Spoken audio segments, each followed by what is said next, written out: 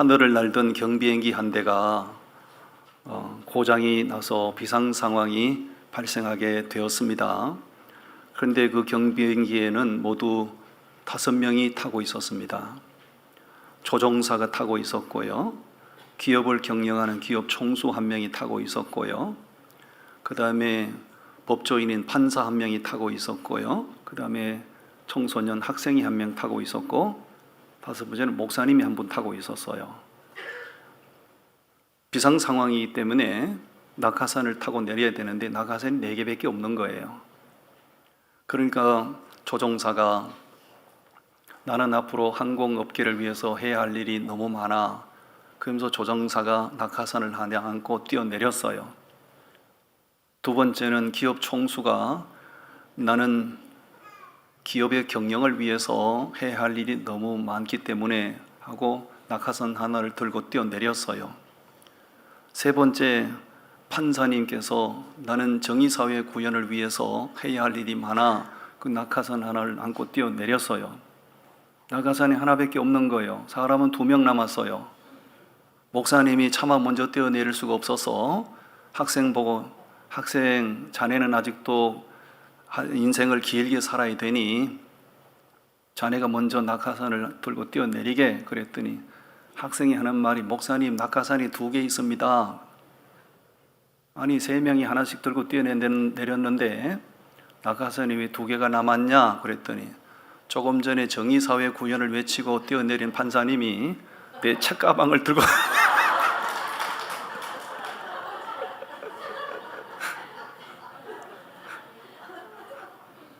너무 급한 김에 이 판사님께서 자기 책가방을 급한 김에 낙하산으로 알고 뛰어내렸다 이거예요. 이게 뭐 실화가 아니고 이야기지만은 이야기 속에 메시지가 있는 거예요. 급한 상황이 오고 이렇게 생존 경쟁이 치열해지면 자신에게 주어진 기회를 남에게 양보한다는 것이 말처럼 그렇게 쉽지는 않습니다. 그래서 양보, 오늘 말씀의 제목이 양보하면 잘 됩니다. 한번 따라하시죠. 양보하면 잘 됩니다. 여유가 있을 때, 넉넉할 때 양보하는 것은 쉬울지 모르겠지만 이렇게 생존 경쟁이 치열할 때 남에게 그 기회를 양보한다는 것은 쉽지 않죠. 쉽지 않기 때문에 그 양보는 대단히 아름다운 것이고 하나님께 복을 받을 만한 행위다 그 얘기입니다. 여러분, 양보하면 무엇이 잘 되는가? 양보하면 어떤 잘됨의 역사가 있는가? 오늘 함께 소개합니다. 첫 번째 따라합니다. 양보하면 나중이 잘 됩니다. 여러분, 시작도 중요하지만 시작보다 더 중요한 게 뭐죠? 나중이 더 중요한 것이죠. 시작이 아무리 찬란해도 화려해도 나중이 초라하면 초라한 거거든요. 젊을 때 고생을 할 수 있지만 늙어서 고생하는 건 진짜 좋지 않거든요. 나중이 잘 되셔야 됩니다. 할렐루야. 자, 오늘 말씀 좀 보시겠어요? 14절부터 우리 말씀을 함께 봉독합니다. 시작. 롯이 아브람을 떠난 후에 여호와께서 아브람에게 이르시되 너는 눈을 들어 너 있는 곳에서 북쪽과 남쪽 그리고 동쪽과 서쪽을 바라보라. 보이는 땅을 내가 너와 네 자손에게 주리니 영원히 이르리라. 내가 네 자손이 땅의 티끌 같게 하리니 사람이 땅의 티끌을 능히 셀 수 있을진데 네 자손도 세리라. 아멘. 그 앞에 기록된 말씀은 우리가 익히 너무나 잘 아는 바입니다. 아브람과 롯은 삼촌과 조카 사이입니다. 아브람이 나이 75세 되었을 때 하나님께서 너는 본토 친척 아비 집을 떠나라 할 때 말씀에 의지하여 아브람이 떠나지요. 떠날 때 유일하게 자기가 데리고 나온 혈족이 하나 있었어요. 그가 바로 롯입니다. 롯을 데리고 나왔어요. 그때부터 아브라함이 본토 친척 아비 집을 떠날 때부터 롯은 자기 삼촌 작은아버지인 아브라함과 늘 같이 삶을 같이 해요. 근데 이 아브라함은 하나님의 사람이거든요. 하나님의 족장이거든요. 하나님의 사람과 함께 하니 아브라함의 삶에 여유가 생길 때 롯의 삶도 여유가 생기게 하셨어요. 이제 소유가 넉넉해지는 것은 참 좋은데 문제는 제한된 공간 속에서 서로가 많은 가축을 거느리고 이렇게 불을 떴다 보니 종들끼리 날마다 다투는 거죠. 그래서 아브라함이 도저히 이래서는 안 되겠다. 너하고 나 사이는 남이 아닌데 날마다 다투는 이것이 보기에 좋지 않다. 그래서 아브라함이 결단을 내리고 롯에게 이제 선택권을 부여합니다. 네가 오른쪽을 선택해서 간다면 내가 왼쪽을 할 것이고, 네가 왼쪽을 선택해서 간다면 내가 오른쪽을 할게. 선택권을 부여하죠. 그때 조카 롯이, 자 10절 말씀을 좀 보시겠습니까? 10절 말씀 우리 함께 읽어보시죠. 시작. 이에 롯이 눈을 들어 요단 지역을 바라본즉 소알까지 온 땅에 물이 넉넉하니 여호와께서 소돔과 고모라를 멸하시기 전이었으므로 여호와의 동산 같고 애굽 땅과 같았더라. 선택권을 부여받은 롯이 눈을 들어 요단 지역을 바라보죠. 소알성을 바라보죠. 물이 넉넉합니다. 목초가 풍성합니다. 거기가 소돔과 고모라 지역이거든요. 이 롯이 선택하는 기준을 보면 영적인 부분은 전혀 고려가 없습니다. 오로지 세상적으로 육신적으로 기준을 따라서 선택을 하는 거죠. 어쨌든 롯이 그곳을 선택해서 갔을 때 이 헤어짐에 삶을 함께 하다 보면 미운정, 고운정이라는 것이 다 들게 돼 있어요. 사람은 함께 한 기간이 짧지 않은데 더군다나 혈족이지 않습니까? 긴 세월을 함께 하는 가운데 어쩔 수 없이 헤어지지만 헤어짐에 아쉬움이 있는 거고 헤어짐에 허전함이 있는 법이죠. 롯이 소알성을 선택해서 떠난 후에 아브라함이 아무리 하나님의 사람이지만 마음의 허전함은 말할 수 없는 거죠. 마음의 허전함을 달래고 있을 때 하나님께서 그 아브라함의 심리, 아브라함의 상태를 아시고 하나님께서 아브라함에게 나타나셨어요. 나타나셔서 뭐라고 말씀하시죠? 아까 읽었던 14절 말씀에 우리 14절 다시 읽으시겠습니까? 롯이 아브라함을 떠난 후에 여호와께서 아브라함에게 이르시되 너는 눈을 들어 너 있는 곳에서 북쪽과 남쪽 그리고 동쪽과 서쪽을 바라보라. 아브라함에게 나타나셔서 하나님이 아브라함아 많이 허전하지? 네 마음이 굉장히 공허하지? 내가 네 마음 알아. 그럼 너는 눈을 들어 동서남북을 다 바라보라고. 네 시설이 미치는 그곳을 내가 다 너에게 기업으로 주겠노라. 하나님께서 아브라함이 그걸 바란 건 아니죠. 하나님이 그런 결과를 주실 줄 전혀 몰랐던 거죠. 믿음으로 양보했더니 하나님께서 뜻하지 않는 결과로 하나님께서 마치 보상을 하시는 것처럼 축복하셨어요. 15절, 16절에 보면 놀라운 약속을 하십니다. 16절을 우리 다시 읽어봅니다. 시작. 내가 네 자손이 땅에 티끌 같게 하리니 사람이 땅에 티끌을 능히 셀 수 있을진데 네 자손도 세리라. 너는 지금 혈혈단신, 네 조카가 떠났기 때문에 너는 혈혈단신이야. 그렇지만 앞으로 너를 통해서 많은 자손이 태어나게 할 것이고 네 자손이 세계를 지배하게 할 거야.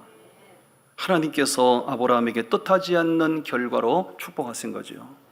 이 약속, 그때 하나님이 아브라함에게 약속하셨던 이 말씀이 지금 성취됐을까요? 안 됐을까요? 기가 막히게 성취된 거죠. 저는 미국 살다 온 사람이기 때문에 미국에서 유대인들의 파워가 어느 정도인지 저는 잘 압니다. 미국 내에서 유대인들의 숫자는 0.5%밖에 안 되는 지극히 소수 민족입니다만은 그러나 미국의 정치, 경제, 사회, 문화를 전부 장악한 들었다 놨다 하는 사람들은 전부 다 아브라함의 후손들이죠. 하나님께서 아브라함에게 약속하신 그 말씀이 이루어지고 있는 것이에요. 아멘.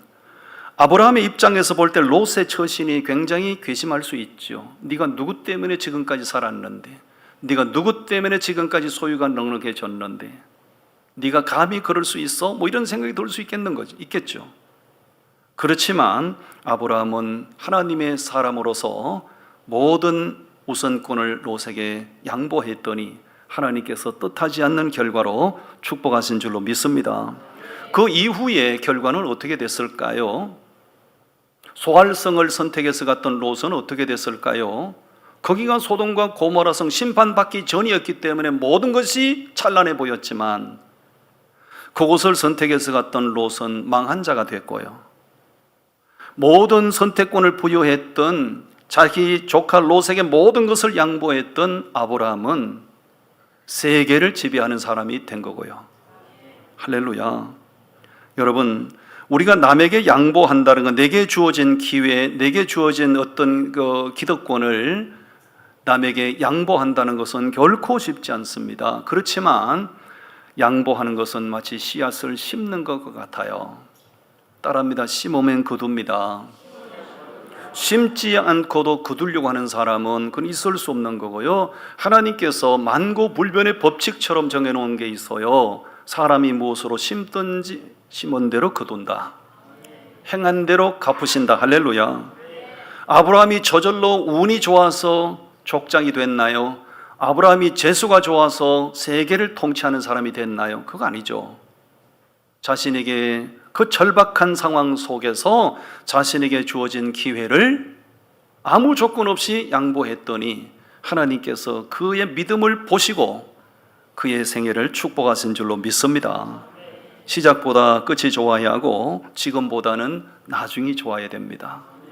여러분 서로 축원하시죠. 양보하셔서 나중에 더 잘 되시기 바랍니다. 생전에 양보할 줄 모르고 움켜쥘 줄만 알아봐요. 뭔가 쥐는 것 같은데 모래알처럼 다 빠져나가고 없어요. 심어야 거둡니다. 여러분 기회 있을 때 많이 양보하시고 배려하시고 많이 심으십시오. 나중에 잘 될 겁니다. 두 번째, 따라합니다. 양보하면 자녀가 잘 됩니다. 성경에 사무엘상 18장에 그렇게 기록되어 있는 걸 봅니다. 말씀 다 보시기를 바라요. 사무엘상 18장 1절부터 5절까지 말씀인데요. 우리 말씀을 1절부터 4절까지를 함께 봉독합니다. 시작. 다윗이 사울에게 말하기를 마침에 요나단의 마음이 다윗의 마음과 하나가 되어 요나단이 그를 자기 생명같이 사랑하니라. 그날에 사울은 다윗을 머무르게 하고 그의 아버지의 집으로 다시 돌아가기를 허락하지 아니하였고 요나단은 다윗을 자기 생명같이 사랑하여 더불어 언약을 맺었으며 요나단이 자기가 입었던 겉옷을 벗어 다윗에게 주었고 자기의 군복과 칼과 활과 띠도 거리하였더라. 여러분 4절을 주목하시죠. 요나단은 사울 왕의 아들입니다. 사울 왕의 아들, 앞으로 이스라엘의 왕이 될 자라고요. 왕의 아들이기 때문에 그 요나단이 블레셋 군대와 싸우고 있는 그 싸움터에 아버지의 심부름 차왔던 다윗을 보고 요나단이 무슨 일을 하지요? 자신이 입었던 겉옷을 벗어 다윗에게 입혀주고 그리고 군복도 벗어서 입혀주고 칼도 활도 띠도 벗어서 다윗에게 다 입혀줘요. 이런 전쟁터에서 있을 수 없는 일이죠. 그 당시에 이 사무엘서를 읽어보면 이스라엘과 블레셋은 늘 치열한 싸움의 상대였어요. 그 당시 이스라엘을 통치하던 사울 왕은 악한 왕이었고 하나님의 말씀을 보란듯이 거역하는 왕이었기 때문에 늘 옆에 있는 블레셋 민족을 일으켜서 이스라엘을 고통스럽게 했던 거예요. 사울 왕이 미련해서 그걸 깨닫지 못한 거예요. 그 싸움터에 다윗이 왜 나가게 됐는가? 다윗의 형님들이 거기 출전하고 있었거든요. 그러니까 아버지 이새가 야 다윗아 네 형님들이 싸움터에 나갔는데 무사한지 가서 확인하고 오라고 심부름 갔던 거죠. 가서 보니 뭐 싸움의 상황이 지금 이스라엘이 풍전등화에 놓여 있는 거죠. 바람 앞에 촛불 같은 걸 봅니다. 그 상황 속에서 요나단이 무슨 일을 하는 거예요? 자기의 갑옷을 벗어서 다윗에게 입혀주고 자신의 모든 신변, 자기 신변을 보호할 수 있는 모든 장비를 벗어서 다윗에게 다 입혀주고 있을 수 없는 일이죠. 왜 그렇게 했을까요? 1절 말씀에 보면 요나단이 다윗을 자기 생명같이 사랑했다고 그랬어요. 요나단이 왜 다윗을 그렇게 자기 생명까지 사랑하고 최소한도 전쟁터에서 자기 신변을 보호할 수 있는 그 모든 장비를 벗어서 다윗에게 입혀주었을까요? 자기는 죽어도 좋다는 거잖아요. 왜 그랬을까요? 성경 앞뒤 말씀을 쭉 읽어보면 자기 아버지 사울 왕이 다윗을 그렇게 미워하지만 그 아들 요나단은 다윗이 하나님의 사람이라는 것을 인정합니다. 자기 아버지가 다윗을 미워하지만 요나단은 자기 아버지의 처신이 옳지 못하다는 걸 알고 있어요. 아무리 자기 아버지지만 아버지의 편을 들기보다는 다윗이 하나님의 사람이고 정직한 사람이기 때문에 다윗의 편을 드는 거예요. 아멘입니까?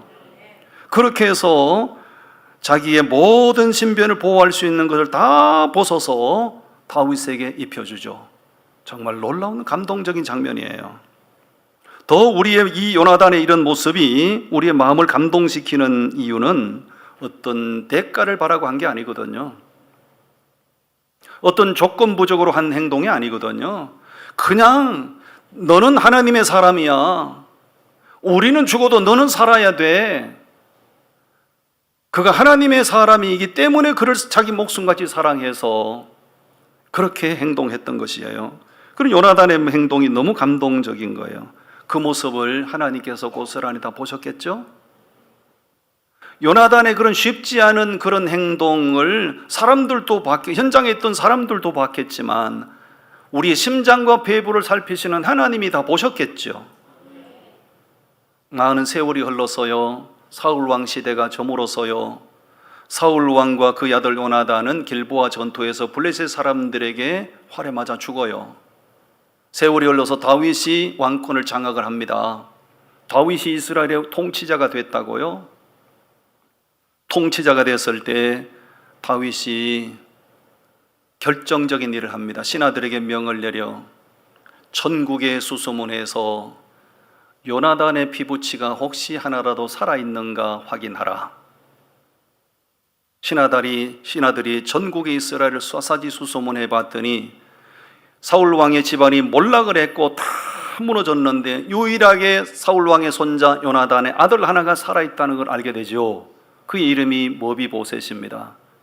그 보고를 받았을 때 머비보셋을 즉각적으로 왕궁으로 데리고 오라. 그 말씀이 어디에 기록되어 있는지 한번 보시지요. 사무엘하서 9장으로 가서 한번 보시지요. 사무엘하서 9장 말씀을 보십니다.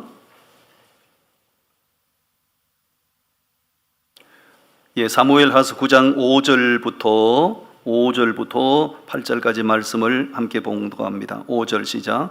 다윗 왕이 사람을 보내어 로드발 암미엘의 아들 마길의 집에서 그를 데려오니 사울의 손자 요나단의 아들 머비보셋이 다윗에게 나와 그 앞에 엎드려 절하매 다윗이 이르되 머비보셋이여 하니 그가 이르기를 보소서 당신의 종이니이다. 다윗이 그에게 이르되 무서워하지 말라. 내가 반드시 내 아버지 요나단으로 말미암아 네게 은총을 베풀리라. 내가 네 할아버지 사울의 모든 밭을 다 네게 도로 주겠고 또 너는 항상 내 상에서 떡을 먹을지니라. 8절 읽어보실까요? 8절 시작. 그가 절하여 이르되 이 종이 무엇이기에 왕께서 죽은 개 같은 나를 돌아보시나이까 하니라. 아멘. 정말 감동적인 장면이에요. 사울의 손자 요나단의 아들 하나가 살아있는데 그가 완전히 은둔 생활을 하다시피 하고 있다는 걸 알게 되죠. 다윗이 명을 내려 그를 왕궁으로 데려오라. 영문도 모르고 왕궁으로 불려온 머비보셋이 사지가 부들부들 떨립니다. 왜요? 드디어 다윗 왕이 사울 왕의 집안에 유일하게 생존하고 있는 생존자인 나까지도 제거시키려고 하는가 보다. 이렇게 생각을 하니 너무너무 두려운 거죠. 다윗 왕 앞에 불려간 머비보셋이 부들부들 떨고 있잖아요. 그때 다윗이 이런 말을 합니다. 머비보셋이여 두려워하지 말라. 내가 너에게 보복하려고 너를 부른 것이 아니라 너는 모르겠지만 지난 과거 속에 너희 아버지와 나 사이에 이런 일이 있었느니라. 전쟁터에서 너희 아버지 요나단이 너희 아버지가 갑옷을 벗어 내게 입혀주고 자기가 들고 싸워야 될 칼을 내게 들려주고 너희 아버지 요나단이 내게 과거에 이런 선한 일을 했느니라. 그러므로 나는 너희 아버지의 내게 대한 그런 행동을 절대로 잊지 않았고 오늘 내가 너에게 그 은혜를 갚을 기회가 왔으니 그리고 너는 앞으로 이 왕궁에서 함께 나와 함께 겸상하여 밥을 먹으면 되고 그리고 너희 할아버지 소유였던 그 모든 농과 밭을 모든 토지를 오늘부터 너에게 몫으로 주노라. 이게 꿈이냐 생시냐 아무리 남의 일이라도 기뻐해 주시기를 바랍니다. 이게 아무리 남의 일이지만은 자신의 일처럼 기뻐야 여러분 가운데도 이런 일이 생기지 않을 겁니까? 이게 웬 횡재냐 이 말입니다. 이게 꿈이냐 생시냐 이 말입니다. 어떻게 이런 일이 일어날 수 있는가요? 믿음으로 양보하고 믿음으로 배려했더니 그것을 지켜보셨던 하나님께서 두고두고 훗날에 그의 자식에게 그 결과로 보상하신 줄로 믿습니다. 여러분, 부모가 심어야 자녀들이 거둡니다. 부모가 잘해야 자녀들이 복을 받습니다. 부모가 못된 짓을 하고 부모가 교회 공동체를 혼란에 빠뜨리고 부모가 주의 종을 들이받고 부모가 교계를 혼란에 빠뜨리고 감정대로 혈기대로 성질대로 그렇게 하시면 절대로 여러분 자녀들이 잘 되지 않습니다. 믿음으로 심으십시오. 저는 늘 얘기하는 바이지만 저는 우리 집안에서 제가 처음 예수를 믿고 영적으로 많이 외롭죠. 지금은 그렇지 않지만 너무 많이 외롭죠. 이렇게 나같이 전혀 신앙이 없는 배경에서 자란 내가 하나님의 부르심을 받고 주의 일을 한답시고 하다 보니 많이 외롭더라고요.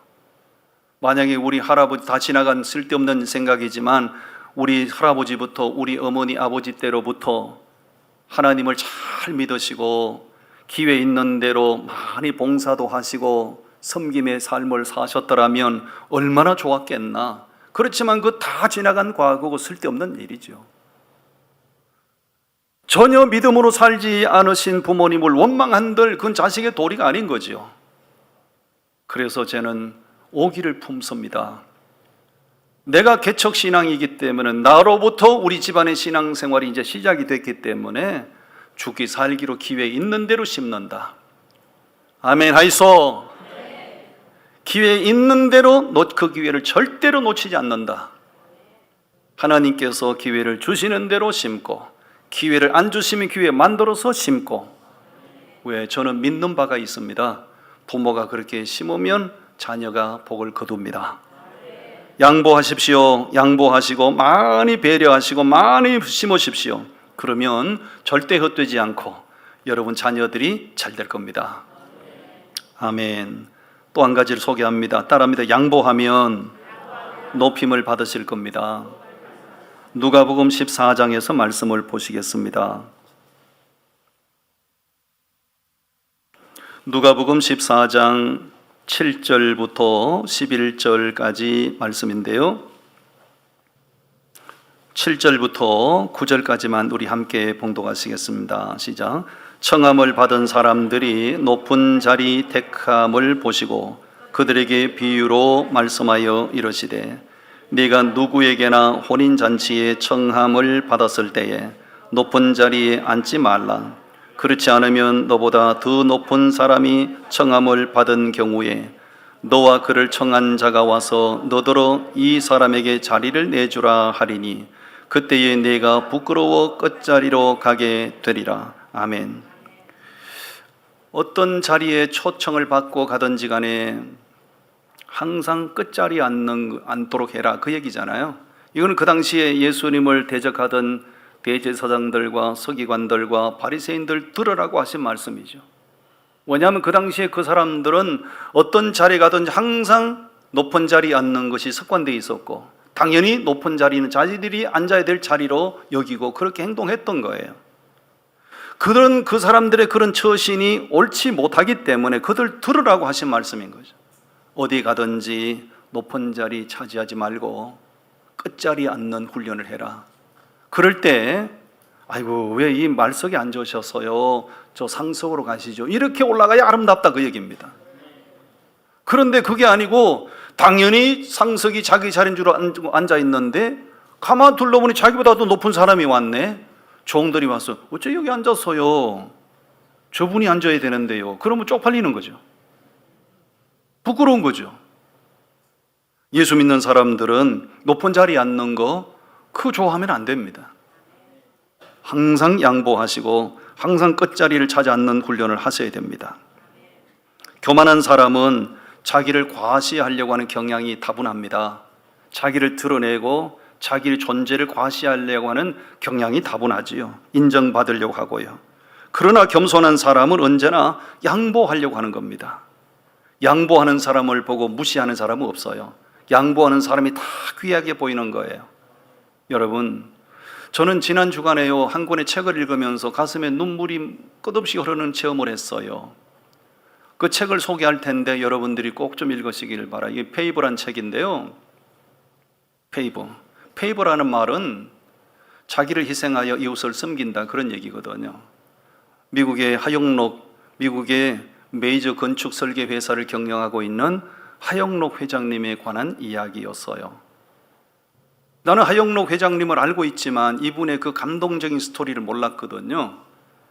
이분이 부산 용호동에서 태어나서 어렵게 사시다가 12살의 부모를 따라 미국에 이민을 가시게 됐어요. 펜실베니아 대학교에서 건축학과를 졸업하고 30대 때 승승장구를 해요. 정말 승승장구하던 어느 날 뉴욕으로 하이웨이 고속도로 운전해 가다가 이분이 의식을 잃고 쓰러져 버려요. 그래서 병원에 실려갔는데 진단 결과 심장에 심각한 문제가 있다는 진단이 떨어졌고 그에게는 6개월 시한부 선고가 내려졌어요. 그가 살 수 있는 기간은 6개월. 생명을 연장하기 위해서는 심장을 이식받아야 살 수 있다는 거죠. 근데 심장을 이식받는다는 거는 미국에서도 쉽지 않습니다.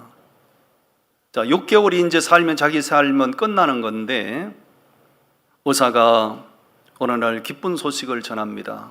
당신에게 꼭 맞는 심장을 찾았다. 당신의 심장을 찾았다. 심장을 기증받게 된 거예요. 그때 하영록 회장이 30대 후반이잖아요. 하영록 회장이 의사에게 그 기쁜 소식을 전해주고 병실을 나가는 의사를 불러 세워요. 선생님, 그 심장을 제가 받을 것이 아니고 옆방에 있는 여성에게 그 심장을 주십시오. 왜냐하면 그 옆방에 있는 여성은 교통사고를 당해서 실려왔는데 3일밖에 살 수 없다는 선고를 받은 거예요. 의사가 그 말을 듣고 심장은 너 거라고, 이 심장은 너의 것이라고.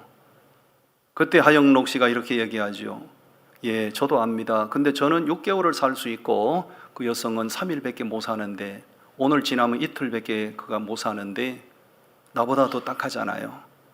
그 심장을 그 여성에게 주십시오. 그걸 결정하는데 3초 걸렸대요. 3초. 나중에 물어서요. 왜 쉽지 않은 결정을 한 3초 만에 그 결정을 했나요? 결정하는데 시간이 너무 길어지면 갈등이 일어날까 봐. 어려운 결정은 빨리 해야 된다는 거죠. 그리고 그 자기 심장을 그 여성에게 기증해서 여성은 살아났어요. 하영록 씨는 그 일이 있은 이후에 여러 차례 혼수 상태를 거듭합니다. 생명이 점점 꺼져가요. 그 사실이 전체 병원에 다 알게 돼서 의사들이 사방으로 노력을 해서 한 달이 지난 어느 날 기쁜 소식을 전달받았는데 또 다른 심장을 하나 너한테 꼭 맞는 심장을 찾았다. 그 심장을 기증받아서 하영록 씨가 살아납니다.